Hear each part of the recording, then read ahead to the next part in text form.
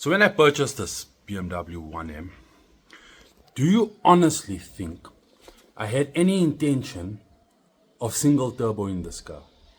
The single turbo in this car is because of the result of the incompetence of the engineers at BMW.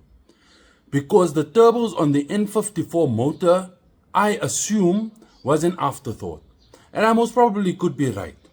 But I don't know. Because let me give you an example. This is what I think happened. They took the last of the 330 motor, double Vanos, and they slapped two turbos on there and they called it an N54. Well, not exactly like that. They did some changes with the head and the block and things like that, but that's where the mindset was. That's where their mindset was in making this particular car a twin turbo car. So in today's video, I'm gonna take you through why I built this car as a single turbo kit. And you sure want to wait till the end because it gets spicy in the middle. And I think the whole putting on the twin turbo kit and with it and with the OEM turbos rattling, smoking, wastegates giving you an issue, just not enough boost on the turbos. They were so fragile. And that culminates with what's going to happen in this video, exclusive content. I don't think I've ever posted these pictures. You will see exactly why I twin turboed it. It's not because I had some ambition of a Supra build or being the first to build a single turbo right-hand drive kit. No, it wasn't that. That was never my intention. My intention was to rectify the issues and also to rectify one of my own issues. So it all starts with my friend Peter, who had the idea of building a single turbo kit. Now, none of us were welders, but we entrusted this task to a boiler maker, and Peter supervised it all the way in some province, maybe 200-300 kilometers away from us. So between the internet and our vision, we came up with this particular set of manifolds, and it did work. So what this meant was sourcing a whole lot of parts, finding the right turbo, for which I settled on a Precision 6262. It gave me the bottom end that I wanted, as well as the top end that I needed, because my intention was to race this car over the 1 kilometer, and top end is the name of the game when it comes to road racing.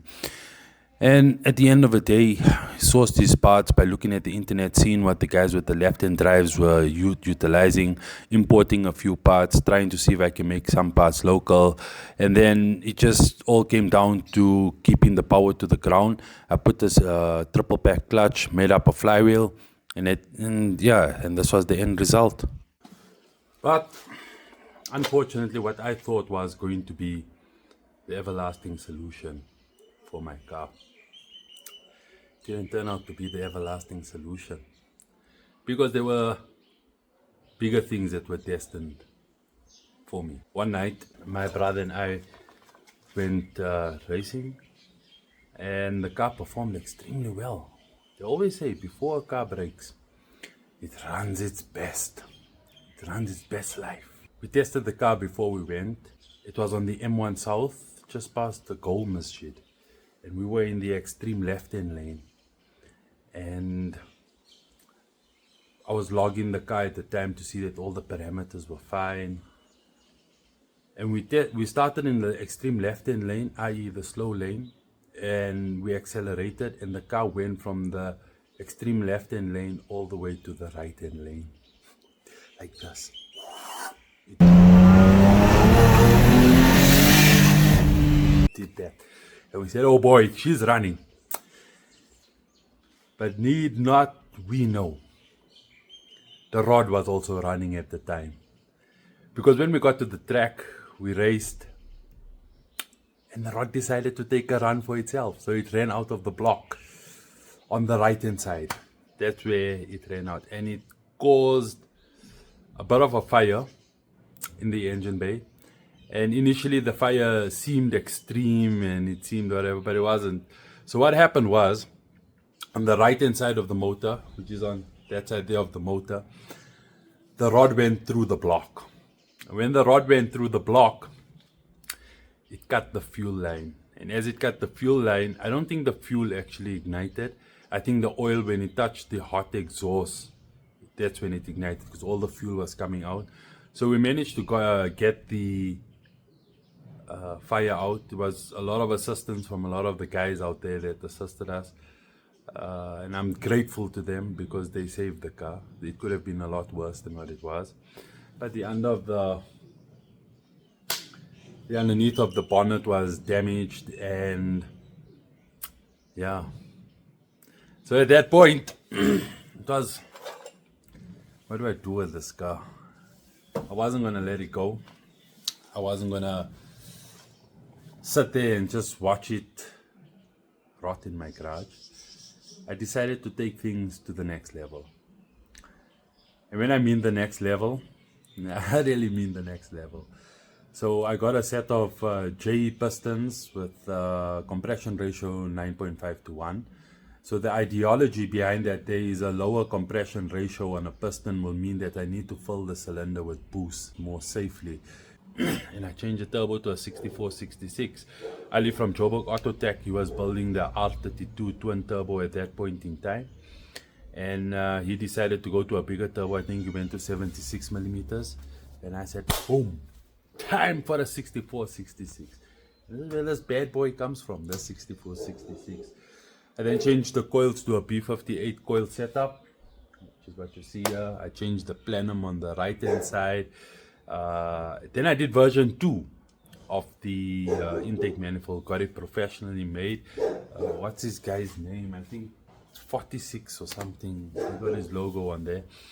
And the car ran, and the car ran exceptionally well after that. It was no issue after that day. And then I did a RTD shifter in the car. Suspension was changed to KW suspension. And I don't think there's anything further to this here. I think it was enjoyable. After this point, it became truly, truly enjoyable. Did I make the car better? In my opinion, I did. A lot of people say I lost value because this is a collector's car or whatever, things like that there. Well, I got a thing for them. The day they're lowering them in their cupboard, that collector's car is going to somebody else, and they'll potentially sell it at a lower price because they'll most probably just want the money. And at the end of the day, they didn't enjoy it. Alhamdulillah, I am truly enjoying this year. Alhamdulillah. Habibi, I enjoy this car. Because every day I take this car out, it's like going to the track. When I'm going to buy bread, it's like I feel like I'm on the track. So, yeah, I think things worked out the way it did work out. And I'm fortunate I can keep it. I own it and I enjoy it. And there's nothing more that I would... I'll actually do it from the day I get it from the showroom floor, because then the engine would have lasted a little bit longer with a single turbo and wouldn't have broken so soon. So yeah, that's the story. So at the end of the day, hope you guys enjoyed this. Subscribe, like, comment, share with your friends, post it on your guys' social medias, comment it on your guys' forums, yeah, and let the world know I destroyed a collector's car.